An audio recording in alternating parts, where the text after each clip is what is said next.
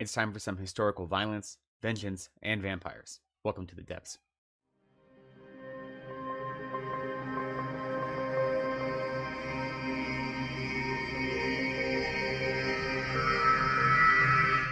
Hello, welcome back to Reading from the Depths. My name is Lecton. Thanks for spending some time with me. Today, I have a review for you of The Buffalo Hunter Hunter by Stephen Graham Jones. This is published by Saga Press in March 2025, and I received a complimentary in exchange for an honest review, and I loved this novel. I thought this was a phenomenal novel, but I'm also a fanboy of Stephen Graham Jones, so it's kind of no surprise.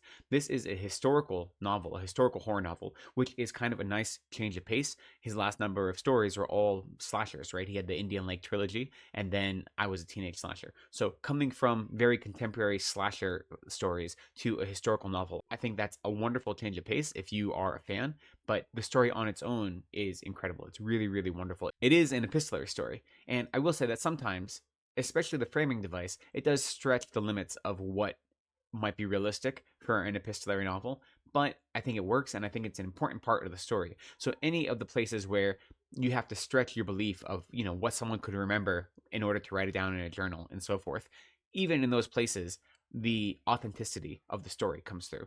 So I said it's a historical novel. It is addressing the true story of the Marias Massacre, also known as the Baker Massacre. This was in 1870 when the American Army slaughtered a group of Blackfeet natives, and they had already previously made a pact of protection with this group, but the army was on this Indian campaign where they had to, show results, and there was a settlement of Blackfeet people who had already dug in for the winter, and this settlement was mostly women and children and the elderly, and they just slaughtered them.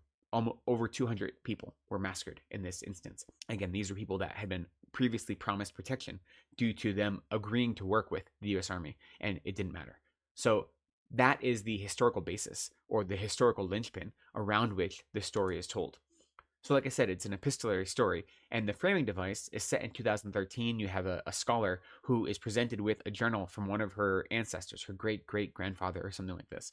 So the framing device is her navigating this journal and what she does when she finds it in the beginning, and then in the end, what she does once she has this information from the journal. So you see her name is Etsy, at the beginning and the end, and those were the parts where the epistolary nature were like the least convincing for me. I think those could have been written in regular narration and not epistolary, and that would have been just as effective.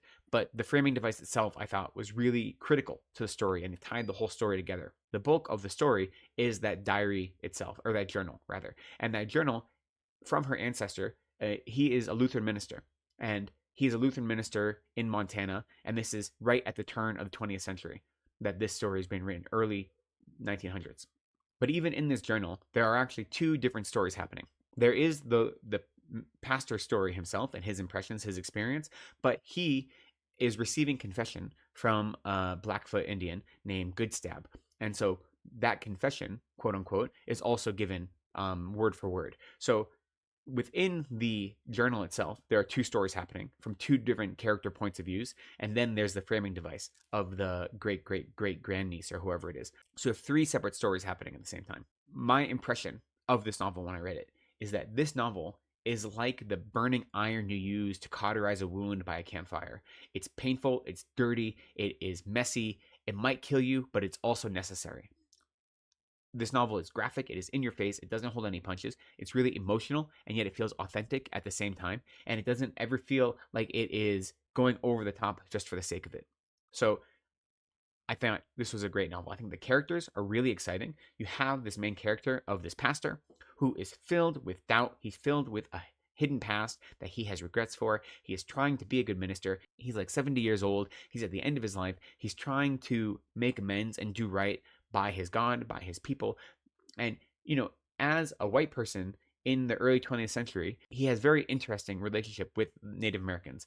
In so far as he has like an awe and a respect for them, but he still feels like there's something animalistic about them that makes them less than him. So he has this complicated relationship with them, especially with Goodstab, who is the main narrator of our story, who is the interlocutor who comes into our narrative and is what gets our narrative moving, in that this character is incredibly eloquent, right? And he is wearing a Catholic priest's robes, which is very strange, right? And he's coming into a Lutheran church wearing the cassock of a Catholic priest, not wearing a collar, but wearing the black cassock of a Catholic priest, yet having, the long braids of his particular tribe It's very like it's a study in contradictions, and you know the pastor doesn't know what to make of them. So these characters are really, really well developed. When you have these journal entries that are still the confession from Goodstab's point of view, you learn about his whole life, starting as a child and going through the present day. So you have this really beautiful, intimate portrayal of what his life was like growing up.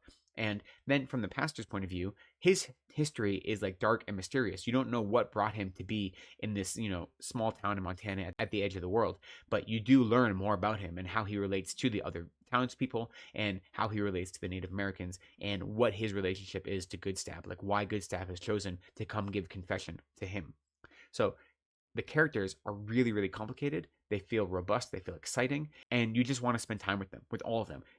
None of them are presented as perfect. They all have flaws, they all have faults, and they're just really, really well realized characters. They're really fulfilling to read about. Now, on top of that, the atmosphere, the setting, the world building is exquisite. And personally, I think Stephen Graham Jones excels at world building. That's one of the areas where I always find myself immersed in his novels, whether they take place in Colorado or in Texas, whether they take place across the US South like Mongrels, whether they take place in early 20th century Montana, or they take place in the uncolonized parts of the Northeast in late 19th century, early 20th century. You can feel the place in his novels, and his world building is really, really wonderful. So in this, there's like a double world building going on. You have the present day, the isolated town in the middle of nowhere, Montana, but then you also have all of the communities and the geographies that not just the Blackfeet people, but also the different native peoples are living in that Goodstab is talking about. So you have these two different worlds that are obviously clashing, that obviously have met one another and they don't go well together, but they're both built up so exquisitely, so beautifully that you feel lost in both of them. So the world building is really, really immersive and really, really skillfully done. And the way the characters and the world fit together, it is like, when puzzle pieces lock together perfectly, it gives you that sensation. So I think the world building really draws you into the story, and the characters then keep you there. And of course, this is a vampire story, and Stephen Graham Jones' interpretation of vampires, I think, is wonderful. And you get the sensation of who is a vampire pretty early on, but what does it mean to be a vampire in this world? You don't really know. And this is a world where Bram Stoker's Dracula exists as a piece of art, right? So there is some familiarity with the idea of vampires, and yet you still have a new take on it. I don't want to give away what the nature of these vampires are because I think it is something that's really exciting, but I think Stephen Graham Jones does take the idea of vampire and he does something with it I haven't seen before, but I was really excited by it the whole time. I think the writing in the story is really, really good. It is an epistolary novel, and it does sometimes stretch the imagination of what this one pastor could believe, especially when he's giving his own personal thoughts and his beliefs. That all feels, legitimate. When he is telling Goodstab's story, he is supposedly just transcribing this confession that Goodstab gave to him, and he's transcribing it after the fact. So that, stretches the imagination a little bit insofar as it doesn't read like an epistolary story at that point. It just reads like an intimate first-person narrative from the point of view of Goodstab. That's fine though. Like I don't mind that. I don't mind stretching my belief that the pastor did remember all of this and that he wrote it down verbatim. It doesn't bother me because the story itself is so exciting and enticing and it pulls you in that it's okay. That the utility of having the epistolary structure and the intimacy and urgency and authenticity that style gives to the story, I think is worth it. But the writing itself, it is propulsive. It goes back and forth essentially between the pastor's experience in the present day and then Goodstab's story in the past. And these two are coming to a resolution. They're going to come meet each other. There's a reason Goodstab walked into this church. And so having these two stories go back and forth is really dynamic, right? It really keeps you invested and it keeps the story moving all the time. The story does slow down a little bit. There is this very climactic scene, but then the denouement of that scene is filling in some details that are really interesting, but they go on a little bit longer than maybe they need to. So there is a section about 2/3 of the way through where it drags just a little bit, but it was all interesting information. And I really was excited to learn it because it fed into the mythology and it fed into the world building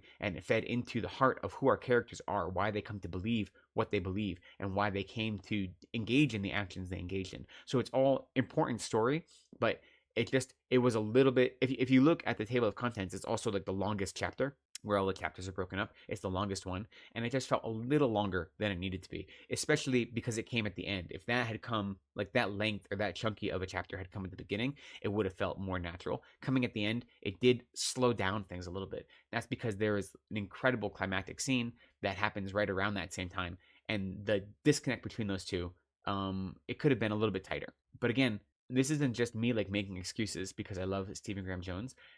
It didn't matter because the story was so compelling that it drew me in so deeply, and that information in that chapter was interesting. Like I wanted to know that information. I never felt bored. I just felt like it disrupted the flow a little bit of the story. But then he brought it all back around, because when you finish reading the journal, you still have Etsy's story, the great great great granddaughter who has received this journal, and there's a whole another series of chapters with her. What does she do now that she's finished this journal? What happens to her? How does this transform her? So it's not the end of the story just because it's the end of Good Stab's story or the end of the pastor's story.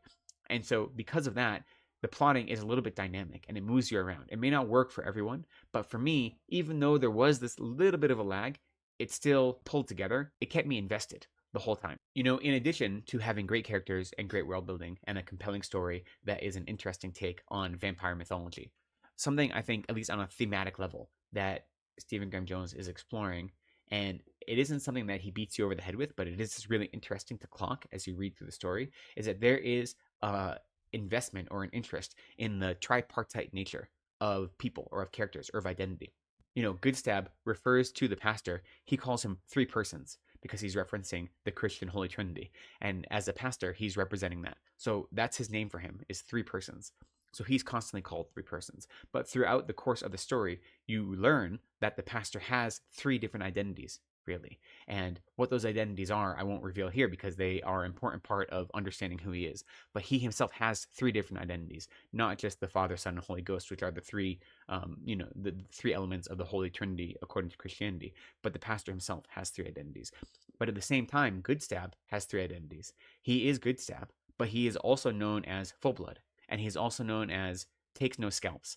And he has these three different names, and they all represent different parts of his identity, of his personhood. So he has this triplicate nature as well. And then the story itself is told in a triplicate story. You have Etsy's story, the great great granddaughter who has this journal. Then you have the pastor, and you have Good Stab. So the story itself is a trinity. And more important than that, it isn't just that it's three different stories, but it's three types of stories. In these three stories, you have gospel, you have confession, and you have witness, right? So the gospel is what the pastor is preaching, not like explicitly preaching at church, but how he is interpreting the word, right? Interpreting his life.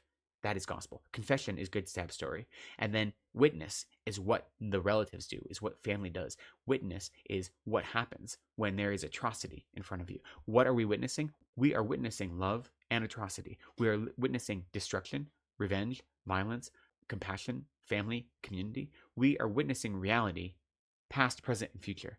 The story itself is really invested in these tripartite natures of our characters and of structure and of themes. And so you can see that running through the story, that there is more happening than just what's going on the surface level.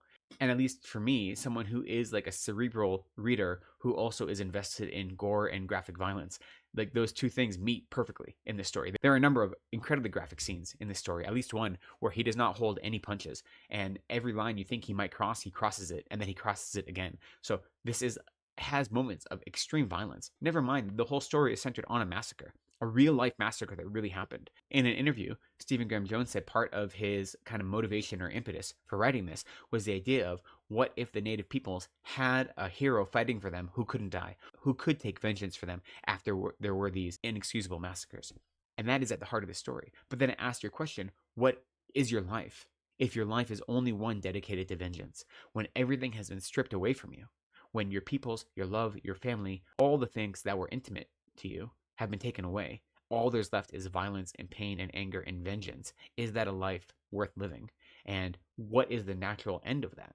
Like, where is the end of that road? Can it ever end anywhere where you find contentment or happiness? And that is a perfect reason to wed that story with a vampire story. Because vampire stories, vampires are these near immortal beings who have these incredibly long lives that are filled with gluttony and violence. And utterly, they are lives of despair because there is no end to them. You can't find anything new. There's a fundamental boredom that comes with having near infinite life. And that matches onto this idea of living a life purely for revenge or for vengeance. And how does that create a life, or does it take away life? Not just the life of people you want to enact your vengeance on, but your own life. Like, what is lost when that is what you're dedicated to? So, in this graphic piece of emotional historical horror, Stephen Graham Jones is exploring these ideas, and I thought it was a lot of fun. As soon as I started reading the book, I didn't want to put it down. It's really, really compelling. Every page, you just want to keep turning, keep turning. He does a great job of keeping you trapped in this story, and I was there for the whole ride. I mean, I received a complimentary copy, a digital copy, to review. By the time I was 2/3 of the way through, I went and pre-ordered a hard copy right away because I want to be able to share this with my family and friends, and I knew I needed a physical copy to do that. So even before I finished it, even when I'd gotten to that slow part, but I hadn't gotten to the resolution yet, I hadn't gotten to the real big climax, I hadn't gotten to understanding where everything was going, it didn't matter. I knew I wanted to have a copy of this story. So that's how invested in it I was. I don't know if you'll be the same, but for me, this story worked on every level. I really, really loved it. I hope you do too. I'd love to hear your thoughts about vampire stories, about epistolary stories, about Stephen Graham Jones, about any of these things down in the comments below. But I think that's all I have for you today. So thank you so much for spending some time with me. I appreciate you. Please be kind to yourselves, take care of each other, and go slowly.